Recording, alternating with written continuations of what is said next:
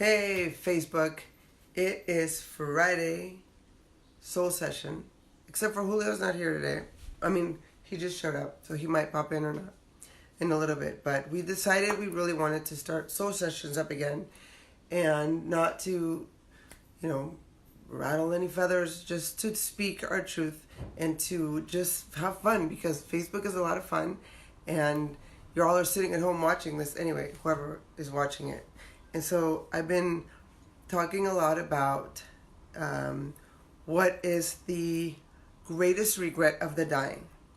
So the past couple years I've studied a lot of end of life, hospice, and just studies on thanatology, thanatology is a study of death. And I got into this because, of course, like you guys, if you guys have followed me or if you guys know what's happening in my life, we completely sort of woke up from this cloud culty religion that we were in.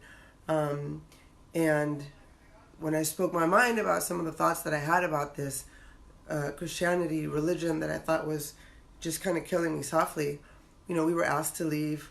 I was asked to leave from the board of elders of a church and not say anything. And little by little, I just realized, oh my God, I've been playing this game for so long just because I wanted to belong and be a part of something that I thought, I was taught since I was little, that this was real, right? Hey, Ben. And so growing up, you just learn these rules, you get indoctrinations, and you just think there's no other way. This is the way. This is what they've taught, and this is what it is, and this is where my friends are, and this is where my family's at. And so I've always done a lot of therapy and inner work, and after years and years and years of still feeling like, okay, I don't know what's happening here, but this just isn't cutting it for me anymore. I began to study it a little deeper. And anyway, long story short, you know the story. You can go to my YouTube and listen to it. We just completely deconstructed the myth and the belief system of Christianity, and that I had already sort of deconstructed way before in my youth, but I fell back into it because I had babies and community, and they're really nice there, and whatever, the kids programs kind of like trick you into staying. And so my husband and I are very deeply connected to spirit, and so not because we don't go to a Christian church does that mean that now we're like, screw this, let's just, rob the banks and have a messed up life. It's even deeper now. It's even more powerful because I don't have this umbrella of it has to be this belief system or else you're going to hell or else you're not part of this group. I have friends that are Christian, that are Jewish, that are Muslim, that are atheists, that are nothing. A lot of my clients, because I work in the prison system, have these crazy religious beliefs, and I don't care. I'm still with a human being, talking to this person, and if we can have a discussion about it, good. Nobody has to win, and nobody has to be right, because we have no idea. We have no idea. We are so in awe of what it means to be this tiny little human in this huge planet, in this huge universe. The humans have had to create these stories in order to make sense of things for years and years and years. And so as of this breakup that I had, I just was like, okay, I need to dig deeper and investigate more. And I'm meditating and doing mindfulness studies and trauma-informed yoga. And I found this program with this amazing, beautiful teacher. And it was just 18 months of end of life, thanatology. When people are dying, what happens, and different belief systems, and you're basically a grief walker. And part of the job of a thanatologist or a hospice companion is accompanying and sitting with the person who's going through this process. No matter what they believe, no matter what they think is going to happen, no matter what, you're basically training that everybody has different beliefs, philosophies, life experiences, trauma, different things that are happening in this body that they have that they're now in the process of leaving. And so as a certified grief walker or thanatologist, it's very important that you don't walk into somebody with your beliefs saying, well, you need to pray this, or you need to do that, or you need to do that. You just kind of embrace whatever's happening, and you assist and you accompany and you walk people through the process, because we're so far removed from death in this culture that it's a shock. We don't think we're ever going to die. Nobody teaches you that in school. right? They teach you how to color, and they teach you, the history of whatever wars, and they teach you math, and they teach you the life cycle of a frog, and maybe reproductive, health. But nobody teaches you when you're little, hey, by the way, you're going to die. And so we're just taught these religious belief systems to keep us safe and to kind of control our behavior, but it's really never up in your face. It would have been helpful, I think, since we're little, like, hey, death is a part of life. And just like we're learning that this frog dies or that this flower dies and then it goes back into the earth and then it sprouts up again, hey, that's what happens with humans too. And maybe we wouldn't be so shocked and so petrified of something that is inevitable. The impermanence is something that we just don't really consider until you get super sick, and then you're like, oh my God, run and heal. Or when your person dies, and even then it's like they go to the mortuary. You don't see them until the funeral. Somebody plans a beautiful service and you pray and you sing songs, but you're not like in this connection with like this birth, like this new birth. It's an intense process, but I think we are capable of this intensity, and we're robbed this intensity because we're taught all these little belief things like pray this, pray that, or avoid this or avoid that. And one of the biggest things that I've read and that I've learned during this work that I'm doing is that there's a lot of regrets of when people are dying, right? You ask them, hey, how can I help you? And a lot of the times, and I've been with several friends on their deathbed as they're ready to leave, accompanying them through hospice. And what we talk about is, we keep it real, keep it raw. There's no bullshit time. There's no time to waste. And it's really like the regrets. What do I regret, right? I should have done this, I should have done that. But the greatest regret of the dying is not being true to yourself. The greatest regret of the dying is not being true to yourself. And so I don't think it's important for us to waste time following the crowd along, trying to belong, and not really going into the questioning of really what does it mean to be true to myself, right? How can I ask for help or study or travel or see different worldviews so that I'm not stuck in this one belief and thinking that everybody else is wrong, or that if I don't win you over, you're just going to like have this sadness, or you're not in my group, you're not in my clan, you're not in my cult. If the greatest regret is not being true to yourself, then how can we be true to ourselves, right?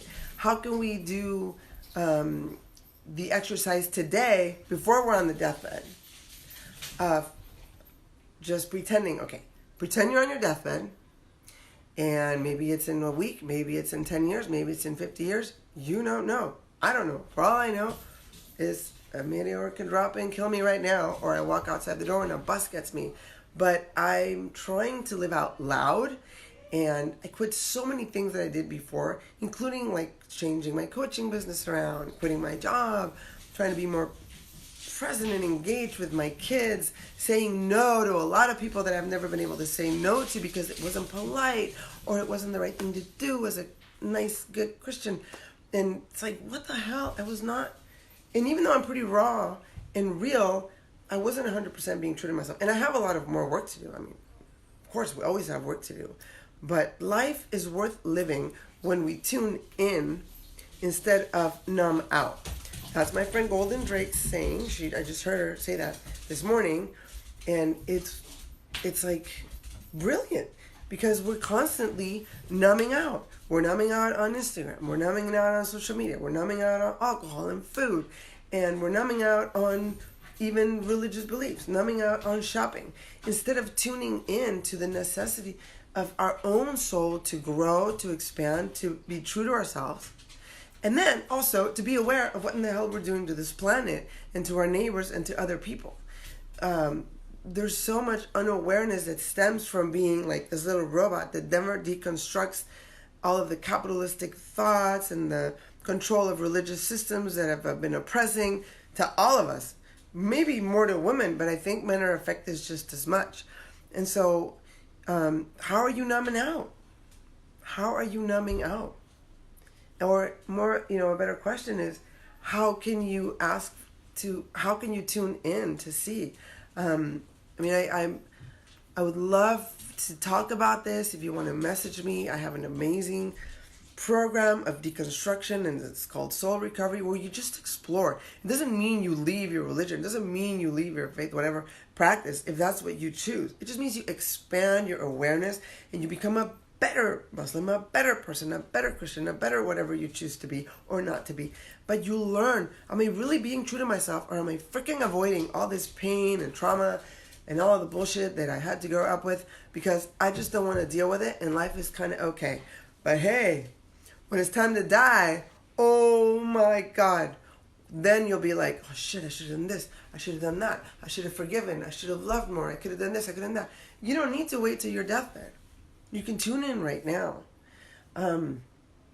There's so many amazing programs out there, or people and groups that are doing this that you can reach out to. I have a shit ton of resources if you want to look at my webpage. And also, we do have, hi Jorge, I'm going to wave to Jorge because he's a badass and I love you. And we had some great times together. And we need to get together for coffee or something. And so anyway, I lost my train of thought because here I am saying hi to Jorge. Yes, Dancing the Deconstruction is a workshop that I'm hosting with two amazing just body worker, healers, artists that are, it's Golden Drake and Kurti, and they are just, we're going to go live tomorrow, so keep an eye out for that, because we can tell you a little bit more about what this process is. But it's not coming to dance and just have fun. It's intuitively getting into your body, getting outside of your mind, and noticing why or why not you're free to be in your body, or go live on Facebook, or say hi to people without being always sinful, or say no to people. Just like a noticing of how you're living your life and how we dance in this life and how we deconstruct all the bullshit that keeps us from being free, from being present to our birthright, to say things that maybe you never thought you could say before, and to not think that you're evil and that you're some sinner and that only somebody who died on the cross can help. I mean, we're not. That's like pathology. And so those are things that encourage us, that encourage you. And it took me a long ass time and a lot of struggling to realize, like, oh, I'm not this horrible person. Nobody is. We do bad choices. We're completely capable of it. But we're also like capable of realizing our divinity, the love that flows through us, the joy and the kindness that we're capable of offering without being in a particular dogmatic umbrella, belief system, whatever. And how do you dance in life through this with that in mind? And, we don't have to agree or disagree. It's just, what is your question before you're on your deathbed? Was I true to myself? Was I true to myself, or true to some other belief systems, or to the whatever grandma and grandpa said I had to be or do, or whatever belief system I had to say or be or do, or whatever, society or the religion that I was born to or the country that I was born to says I have to do? Are you being true to yourself? You have one opportunity right now to dig in and dig deep and tune in instead of numb out. And I'll tell you this from experience. I numbed out for years, just because it was too painful and I didn't want to feel it. And also because I knew that there was more, but I wasn't able to speak. I wasn't able to do this. So for so many years, you just numbed out. Party, numb out. And I was like, is that all there is? Like, this is exhausting. And doing the work is also exhausting. But also on the other side, oh my gosh, you're like taking off these layers of preconceived beliefs of yourself that are not real. You get more creative. You have a bigger flow of energy. You really realize who are your true friends and who you really want to hang with, who you want to exchange your energy with, and not just be polite and hang out with these assholes just because you're supposed to be nice. But you have a freer life. And out of that freedom then you're a better person for the world. You know what I'm saying? So this is just Friday night soul session rant here.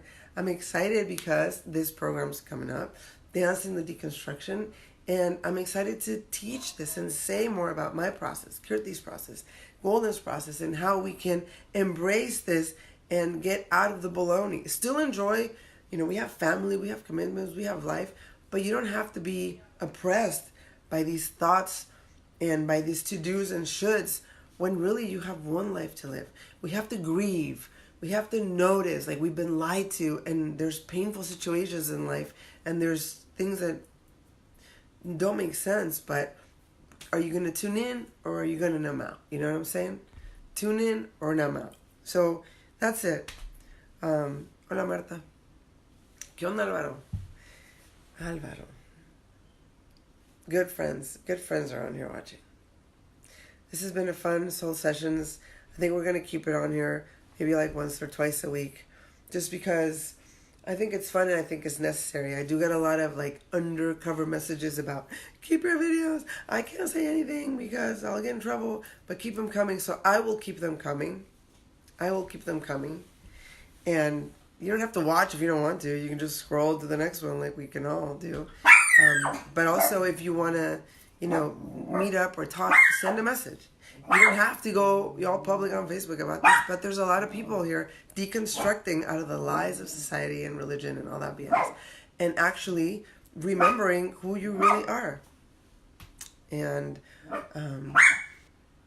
just being more present and aware that we're in this body and that it's going to end. And so how can we just touch that right here, right now, and enjoy this moment? And just be aware of the love that's around us and that we can share and expand and take care of each other and take care of the world, Yeah. So you guys have a cool Friday night, and we'll see you soon.